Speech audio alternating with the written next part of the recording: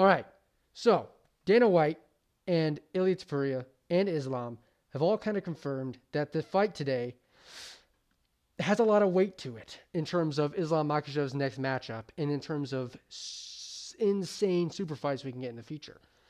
And the UFC is making us want to root for Belal Muhammad, which is really stupid. And I hate that I have to root for him even the tiniest bit. So we'll get into that. We'll get into Robert Whittaker versus Ritter, and then finally Vettori versus Allen. That's what we're going over. We'll start with this. Islam Makhachev claims that Saturday night's main event is what is going to decide his next fight, which makes sense. If Jack Della Maddalena wins, Islam Makhachev will move up and fight him. It makes the most sense, to be honest. For everyone, him moving up to welterweight, it's what he wants. I'm sure they gave him this option so he'd be more willing to go for the Topuria matchup. Also, I think that's probably why they did it. But it's confirmed by Dana White that this is the case. If Jack wins, Islam moves up. If Jack loses and Belal stays champ, we get Makhachev versus Topuria, which is one of the biggest fights I've ever seen in my life. One of the biggest fight they can make right now. Potentially the biggest fight in UFC history. It's huge. But in order for that fight to happen, Jack Della Maddalena has to lose, and I really like Jack Della Maddalena. And more than that, more than Jack losing, we still have Belal Muhammad as champ. We still have to go through a whole nother Muhammad fucking title camp and fight. So is it really worth it? Is this super fight worth it? I don't 100% know what to do right now in my brain. Because I really want Jack Della Maddalena to win. I want him to fucking blitz Belal Muhammad, beat the shit out of him and KO him. That's all I want. But now, that might sacrifice Islam versus Topuria, which is the only thing I want right now. So, it's hard to say, but I have an alternative offer. Also, if Belal Muhammad does win, or if Jack wins and Islam goes up and fights Jack, then Ilia versus Charles Oliveira will happen for an interim belt at lightweight, which is a big fight on its own. So we get two medium super fights if Jack wins, but we get the really big one if Belal wins. Sadly, God, it's so annoying. But I have an alternative method to look at this and to find hope where there is none. I think I still want Jack to win. Even given these new circumstances, I still want Jack Della Maddalena to beat the fuck out of Belal Muhammad. Him being a champ, Belal Muhammad being a champ, is too toxic for the UFC. It's too harmful. I want Jack as champ. I want Islam versus Jack. Ilia versus Charles is still an amazing fight. And the winners should fight each other in a super fight. This has to go perfectly for it to go right, for it to get the most hype possible. But if Jack beats Belal and then loses to Islam, which would suck really badly, but if that did happen, loses to Islam, Islam's a double champ. Ilia, he fights Charles Oliveira, beats him, he's a double champ. Now, technically, he doesn't have both belts at the same time, but he is a double champ in hype, I would say. Then Islam comes back down, and we have a double champ versus double champ insane super fight that can happen. The first time in UFC history, the biggest fight in UFC history by far. Two double champs fighting each other at the prime of their career.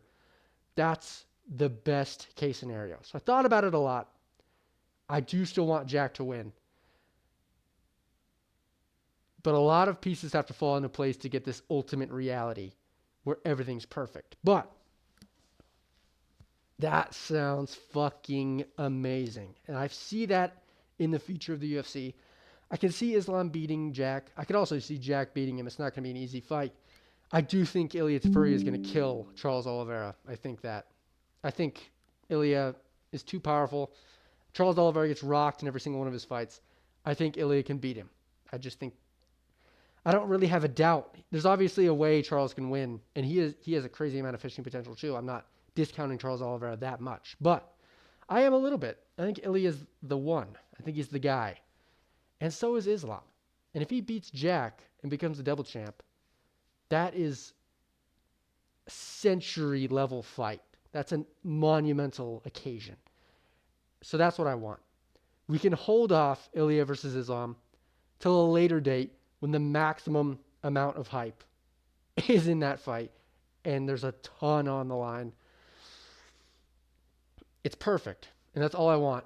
And that's my new reality that I'm striving to see. And if it doesn't come to fruition, that would suck. But so this gives me a reason to root for Jack. And that's all I really want, because I really want Jack. I want the best, most fun fighters at the top. And that's Ilya, Jack, Islam even.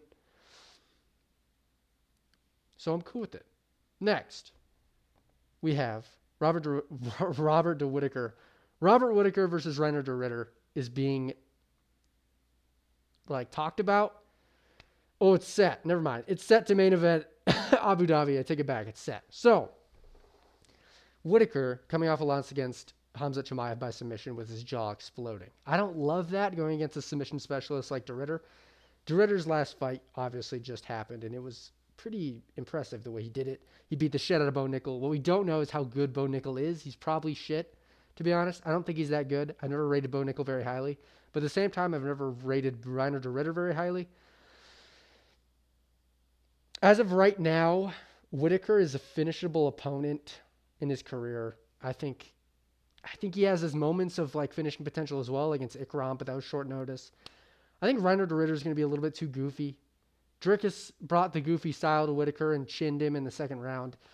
I think Reiner de Ritter could do a similar thing, but probably not chin him. I think Whittaker probably dominates the feet game. But de Ritter's weird. I could see Whittaker winning on the feet, to be honest.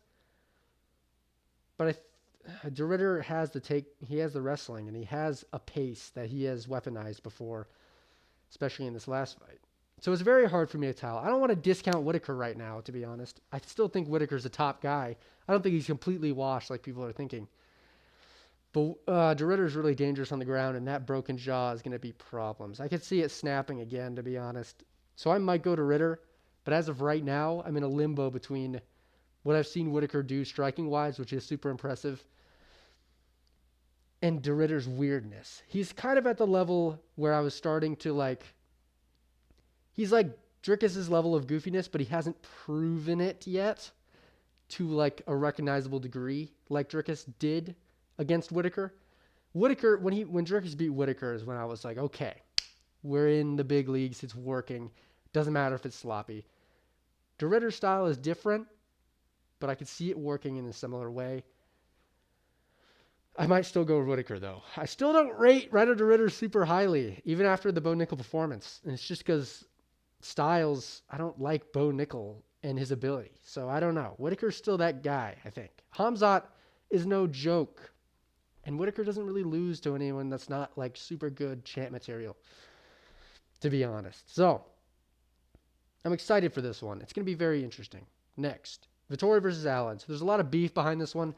Marvin Vettori and Brendan Allen had a fit of rage outside a restaurant or some shit where Brendan Allen threw hands and Marvin Vettori got hit pretty much like he always does. But Brendan Allen, there's some beef behind this one. Brendan Allen's coming off a loss. So is Marvin Vettori. And there's a lot of heat. This is the only matchup to make for these two. In terms of the matchup, I like it for Brendan Allen, to be honest. I just don't like any matchup for Marvin Vettori anymore. I think Marvin Vettori is dog shit, to be honest. I don't think he's basically a punching bag. He's a really good punching bag. But if you have the insane chin, usually you're lacking in finishing potential a little bit. It seems to be that seems to be the case for a lot of fighters. Max Holloway, John Jones. There's a lot of fighters that have a granite chin. But where you have the granite chin, you also lose power. And Marvin Vettori is a shining example of that fact. Vettori has no power at all. And even though Vettori has good grappling defense, I could see Brendan Allen succeeding in that field as well. I just think he's a lot better as a fighter. Brendan Allen, he lost to Imavov, but I don't think that's a bad loss in any way. There's a dog right here. Hello. So I think Brendan Allen is going to smoke Marvin Vettori, to be honest. Sadly for Vettori, because he's going through some tough shit right now. But I think Brendan Allen's going to clean him. Sadly for Vettori, I don't really like Vettori, but still sad. And I think he'll. Yeah, I just don't rate Vettori very highly at all. So I don't rate Brendan Allen very highly either. But he is better and he has a good grappling game. And his striking isn't like it's not terrible. It's not like completely awful. I just think he lost to Chris Curtis, so I knew he was going to lose to Imavov. I don't know. I just don't like Brendan Allen's game, but Vittori's way worse. So Brendan Allen's going to win. I think that's about it. I will see you soon.